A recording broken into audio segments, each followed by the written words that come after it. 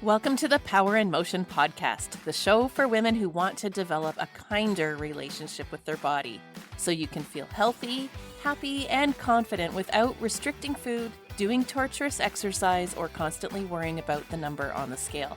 I'm your host, Kim Hagel, size inclusive fitness specialist and certified non-diet health and life coach specializing in body image. This podcast is here to provide weight neutral, health at every size aligned information and coaching on sustainable habits and mindset shifts so you can feel your very best in the body you have right now. Let's lace up our runners and go for a walk while we chat. Well, hello there, and welcome back to the Joyful Movement Show. If you're new to the show, thank you so much for dropping by. I'm Kim Hagel, your host, personal trainer, and registered holistic nutritionist, and I am on a mission to help women discover what moves them so they can ditch diet culture and learn to eat and move intuitively and feel confident in their own skin. So this is episode 49 of the Joyful Movement Show, which means we're coming up on our 1-year anniversary of this podcast. And I am just so excited and thrilled about that. At the time of this recording, our show has had over 6,000 downloads, and I am so humbled. It just means the world to me that I've been able to share this message with so many women. If you've been hanging out with me for a while, you've heard my story of my early days in the fitness industry and my struggles with disordered eating and exercise. And what I've learned from your comments and messages is that I'm not alone in those struggles. But it felt really lonely at the time. And I really wish back then that someone was talking about all of this stuff. And maybe I would have seen that my healthy lifestyle was really anything but. Perhaps I would have spared myself a lot of shame and isolation. And that is what is driving me to do this work now. I mean, if I can help shine a light and be a support to someone else who's struggling, if I can be that person that I needed 10 years ago for someone else, I am here for that. They say that connection is the antidote to shame. So I am grateful and humbled to be able to connect with you each week in this way. Speaking of our 1-year anniversary, I've got a special episode planned for that. I thought I would do an Ask Me Anything episode for number 52. And by anything, I mean anything. So you can send me a DM over on social media, or you can email me. The email address is hello@radiantvitality.ca. And you can ask me any questions you want. Anything's on the table, whether it's about business, my home life, my music tastes, my guilty pleasures, anything goes. And I will answer as many questions as I can fit into an episode in the order they come in. So if you have a juicy question, I suggest getting on that quickly. I'm not going to filter the questions by what I'm comfortable talking about. Just first come, first serve. Anything goes. So ask away. But getting back to today's episode, number 49, today we're talking all about fitness trackers and answering a question that I got, which is, should I track my fitness or steps or whatever other metric? So I've been a trainer for almost a decade now. And the truth is, most of what's taught in the fitness industry is really black and white. We have a culture that's very polarizing. Everything's very all or nothing, right and wrong, good and bad. And it's my opinion that this makes fitness very inaccessible to the vast majority of people. Like the rules just simply don't apply to all of us. And the bar is set at essentially perfection. So if we're not doing it right, it leaves us feeling like we're wrong or why bother. And I feel really strongly that movement is one of the most important ways that we can care for our body, mind, and spirit. And regular activity can help our body function its best for as long as possible. But when we force people to fit into this box of exercise that only looks one way, right and wrong, good and bad, I think we're actually contributing to more sedentary behavior. And that's what I'm on a mission to change. I believe that all bodies are capable of movement and need movement and can move joyfully. But we need to think beyond the good and bad, right and wrong, and the typical box that we like to put fitness into and find what works for all of us individually. And often that means having to do some thought work and unlearning of what we've been taught from the fitness industry. And that's where, as we're doing that unlearning, these types of questions come up where we start to look at habits or things that we've always just accepted as truths and begin to wonder, hmm, is this habit really serving me? Is this diet culture? And that question about whether or not to use a fitness tracker is no exception. Once we see diet culture's influence in our life and we start to move away from that and into more intuitive movement and eating, then it stands to reason that we might question if these devices are compatible with the intuitive approach and if they really serve us. The question was initially raised inside my free Facebook community, which, by the way, if you're not in there yet, you should really come and join us. The Joyful Movement Show community is where we dig into all the stuff that we talk about here on this show. It's a safe group filled with women who are all on this journey of figuring out how to move forward free from diet culture together.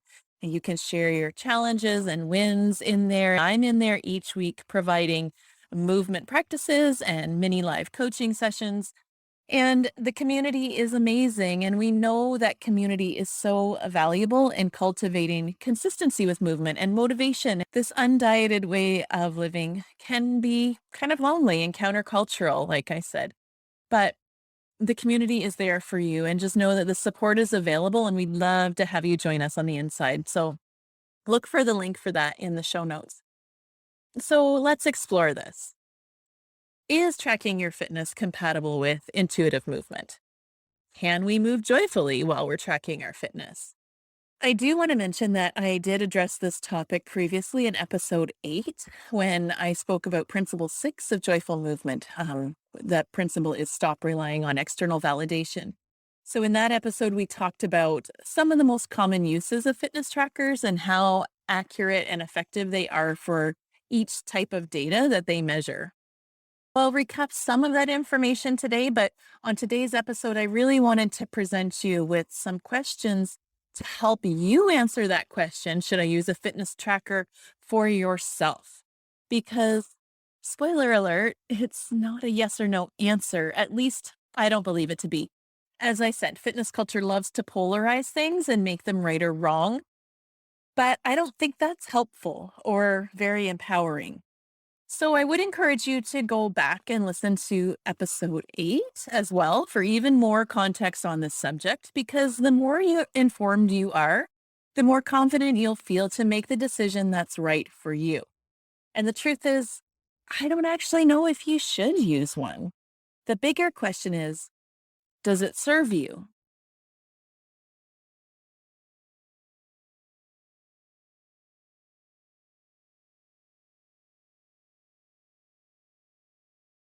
I feel like my role here on this show and in the other free content that I share is to dig into the information and research that's available and then present the summary points to you so that you can evaluate the data for yourself and decide which way you want to go. I believe that each person has autonomy and agency to choose their own actions and what they want to participate in. There's all kinds of factors that go into the decisions we make, and I'm certainly in no position to say what's right or wrong or to judge someone's decisions. However, I think it's important that we know why we choose what we choose. In other words, we should apply our critical thinking skills to evaluate the information available to us, weigh our options, and determine what works best for us and consciously choose our path forward, which is where I hope to come in to help equip you with knowledge and tools and some questions to get you thinking critically so that you can be more actively involved in the decisions in your life and choose that path forward that serves you best. So, are fitness trackers good or bad? Well, they're neither. They don't have any moral value on their own. So, it's up to you to decide if they're good or bad for you. I really want to encourage you to move away from black and white thinking and move with me into the gray where we can look at things analytically and with curiosity to find your own answer. It is true that fitness trackers can be very diet culture. They can lead some people to obsessively track calories, to compare themselves to others or some arbitrary standard, or to rely on external sources of validation like competition and closing rings to feel satisfied or good enough, and lots of other unhealthy or unhelpful behaviors that we're going to talk about. But they can also provide some useful data that can absolutely support an intuitive, non diet approach to fitness. So I encourage you to be curious as I share some of the pros and cons and be honest about your own goals, your own needs, and your own tendencies around tracking. Whether a fitness tracker is a good idea for you or not really depends on what you're using the information for and the meaning that you're attaching to that data. What I really want you to understand is your relationship to the tracker is much more significant than any of the information it provides. So let me ask you a few questions to get you thinking about that relationship you have with your fitness tracker. If you're home and have a journal handy, you might want to jot down some thoughts as we go, or if not, feel free to come back and listen to this later and do your journaling. So, number one, think back to when you first got your fitness tracker. What was your reason for buying it in the first place? Was it to try to motivate yourself to move more by seeing your number of active minutes versus the number of minutes you spend sitting?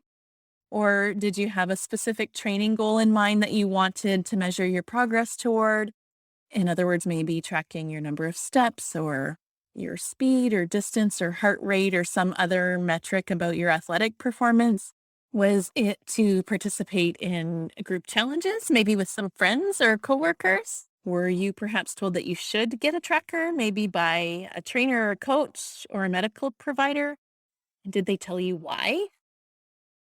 Or did you get it because you wanted to keep track of calories in and out to try to lose weight?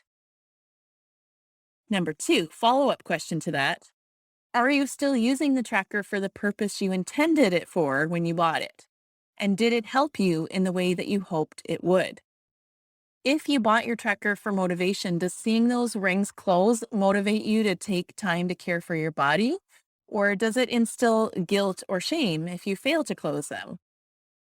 If you were trying to measure progress towards your training goals, do you find that information helpful? Or does it cause you to push yourself to stay on plan even if you don't feel up to it? Are those workplace challenges fun and inspiring and uplifting, or do they pull you into comparison and competition? If you got it on the advice of a coach or a doctor or a medical professional, what are they saying to you about the information? Is it helping you chase health, or is the conversation focused only on weight?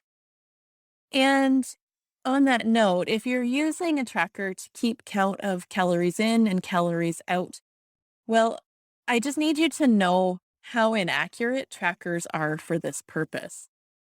Studies have shown that they can be off anywhere from 20 to 75%. So chances are that you're spending an awful lot of time putting information into this thing and analyzing the information that comes out to make sure you're in the right calorie and macro range to lose weight. But you're really not anywhere near where you think you are. There's so much more that goes into that equation of calories consumed and calories burned than a watch or an app can figure out. Things like your age, your weight, your resting heart rate, your basal metabolic rate, your level of stress, how much you sleep, your genetics, those are all things that factor into that equation. Plus, I'm not sure if you knew, but food labels are allowed to be off by up to 20% legally in terms of calories in a serving. And not to mention the inaccuracies of like, if there's 100 calories in a medium apple, did you eat a medium apple or did you actually eat a small apple or a large apple, right? There's so much wiggle room in that calculation, right? So there's really no way to do that math accurately unless you're in a lab setting. So now this is where I want you to be really honest about how you're using your tracker now. Because the truth is, many people initially buy a tracker because they're hoping it will motivate them by telling them to get up and move more, or they see those active minutes versus sitting minutes. But so many of us find ourselves getting sucked in to the calorie measurement features. I know I did. And before I knew it, I'd be logging every morsel I ate in my fitness pal and then syncing my watch information to that to make sure that I burned more than I ate on a given day. And if I didn't, then that would determine how I ate or exercised the next day. And it was a vicious cycle where I was like working really hard to make sure that the calories I ate matched up with the calories that I burned to stay in the appropriate deficit. And like I say, I probably was nowhere near accurate in my calculations. It's a slippery and dangerous slope that I see a lot of women finding themselves on that can lead into disordered eating and exercise habits. So I just encourage you to be really honest with yourself and notice if you slipped into that kind of behavior with your tracker. A third question you can ask yourself about your relationship with your tracker is it really telling you anything you don't already know? In other words, you have internal cues from your infinitely wise body to let you know what it needs and what's working and what isn't. Just as your body has the ability to let you know when you're hungry, full, and satisfied so that you can determine how much and what types of food to eat and when, your body also has movement cravings like getting fidgety at your desk to let you know when it needs to get up and walk, or stiff shoulders that tell you it's time for a stretch. You also have internal signals to let you know if a movement session was enough or not enough. Generally speaking, if you leave the session feeling more energetic than when you started and you've got those good endorphins flowing where, you feel proud and accomplished, revitalized or restored depending on what your needs were and how you moved that day, then it was enough. It was right.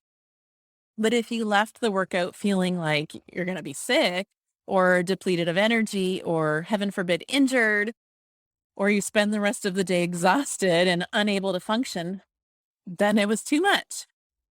As we talked about in episode 8, there's no magic number for the right amount of steps. 10,000 steps was made up decades ago and just stuck. It's a completely random, arbitrary measurement. And same with other activities. Like we have national physical activity guidelines that are good for people to aspire to, but you got to remember it's not a one size fits all approach. So you've got to decide if it's reasonable and realistic for you at this moment in time. But even so, you don't need a watch to tell you that you hit your targets. You know if you've been active on any given day. You know when you've spent too long sitting at your desk. You know if you haven't been outside for a walk, right? Like, what is that watch really telling you that you didn't already know? On that topic, I always thought that the sleep tracking on these things was a really silly and useless piece of data. Am I right? Like, I know when I haven't had a good night's sleep, and I don't need the reminder, and I certainly don't need the chart outlining in great detail just how bad the issue is, because what can you really do about it anyway? And I think sometimes seeing it documented in a chart can cause even more stress and pressure to fix it when if you just knew that your last night's sleep wasn't that great, you'd go to bed early tomorrow. You know what I mean? Our own body signals are fully capable of letting you know what you need and how to take care of yourself. And when it's beyond what you can handle and you're not getting caught up on your sleep, then yeah, you call the doctor or you seek out help. But having that sleep app constantly remind you that your sleep is not enough might lead you to look for issues or interpret the data as worse than it really is and therefore give you something new to stress or obsess over. So, the big question, number 4, that you need to ask yourself when it comes to using a fitness tracker is how is this piece of equipment influencing your relationship to movement and even your body image? Is it helping to make movement a more enjoyable experience? Is it motivating you to be more active? And by motivating, I mean, is it inspiring you and sparking that intrinsic desire to move for the pure good feelings that it brings?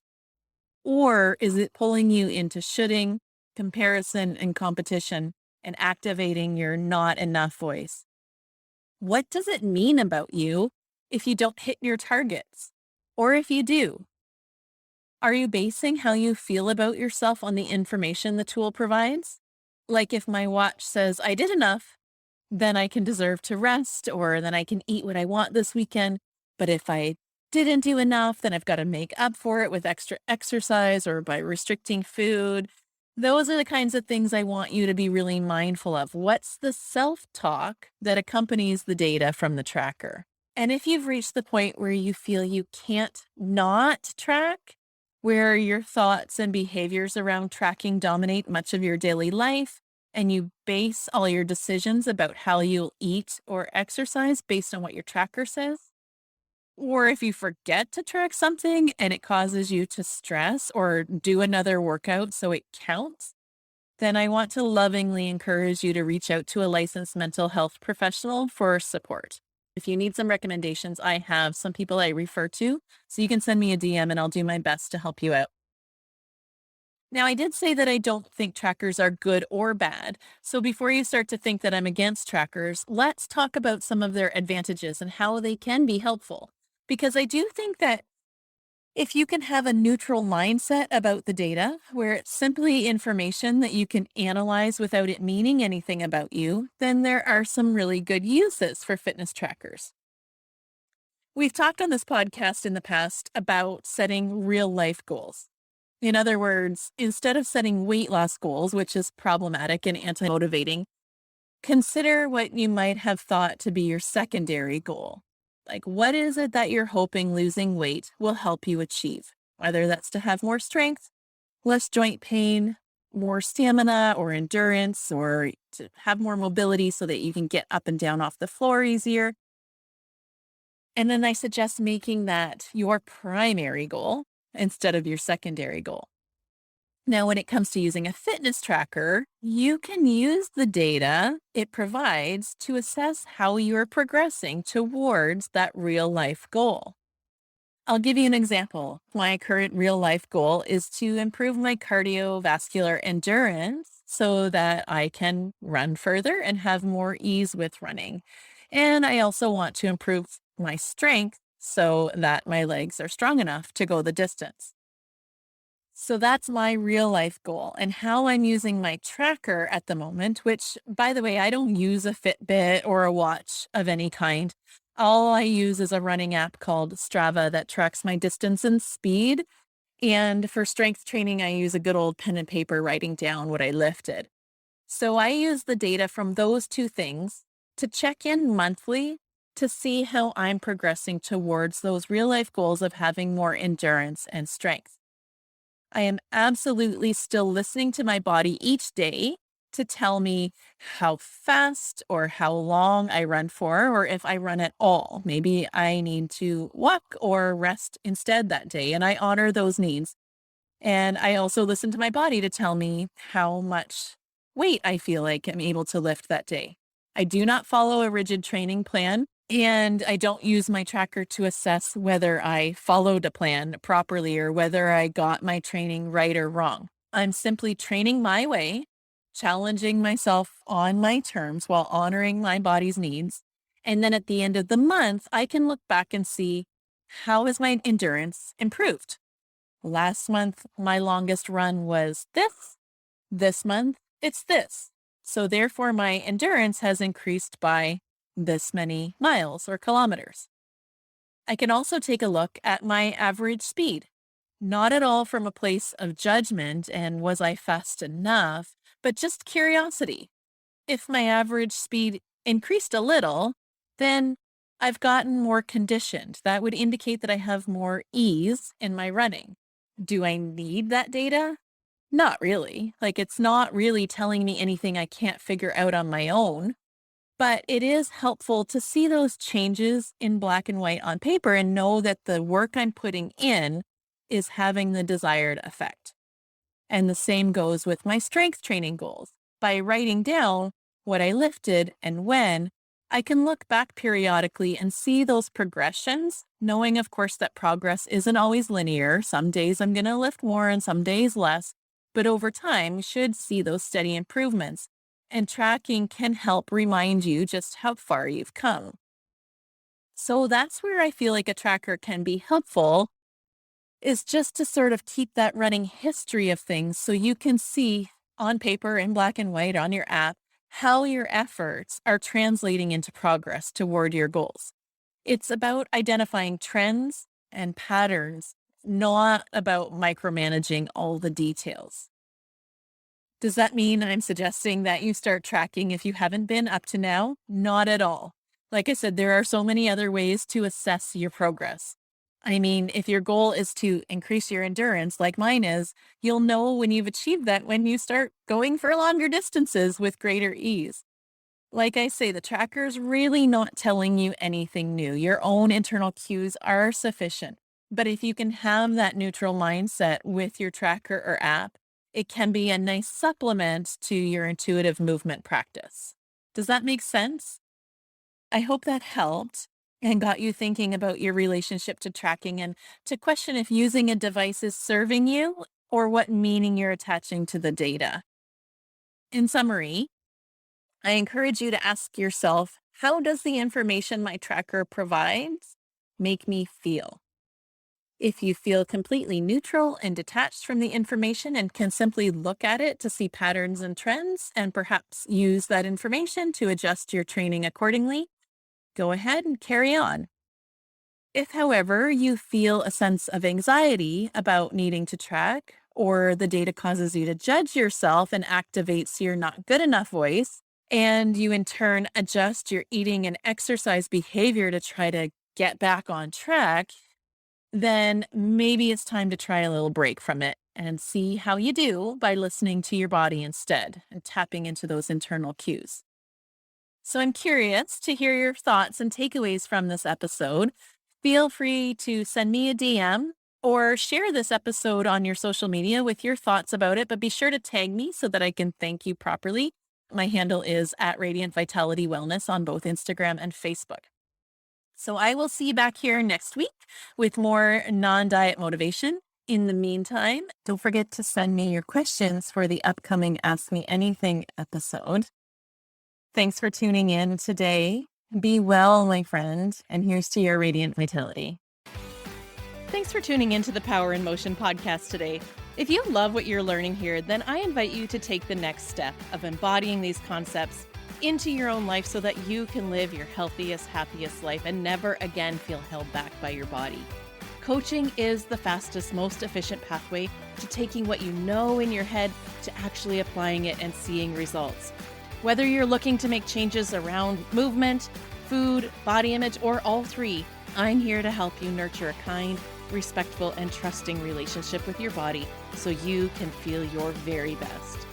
Click the link in the show notes to book a free consultation, and together we'll uncover what's getting in the way of you having the results you want.